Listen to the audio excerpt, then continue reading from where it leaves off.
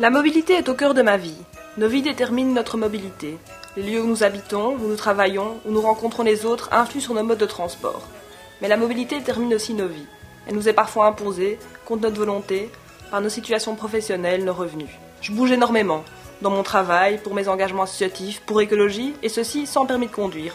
Par choix pour la planète, mais aussi, soyons honnêtes, parce que je n'aime pas conduire.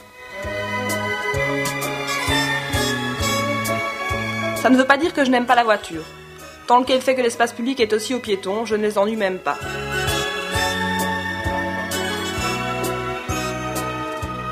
D'ailleurs, je prends parfois la voiture.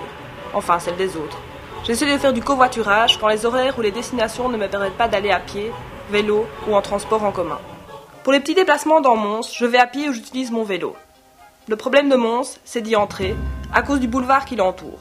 Heureusement, afin de cacher les piétons, on a créé de beaux souterrains, rassurants et sentant le printemps, ou une magnifique passerelle hyper sécurisante.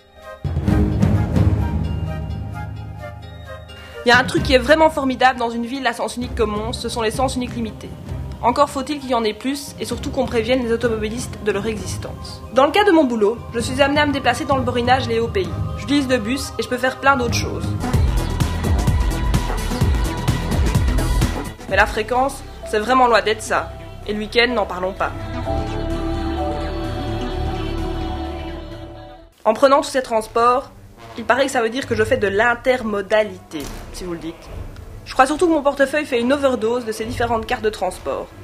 Une sorte de passe-partout qui serait valide sur tous les réseaux de transport en commun en Belgique, mais aussi auprès des sociétés de taxi et de car-sharing, telles que le réseau Cambio, ainsi qu'auprès des agences de vente, de location ou de prêt de vélo.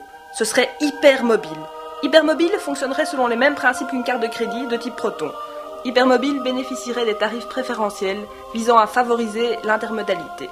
Bon, pour le retour, j'ai trouvé que vu ce que les autres parties font, la recherche doit aller vers la télétransportation.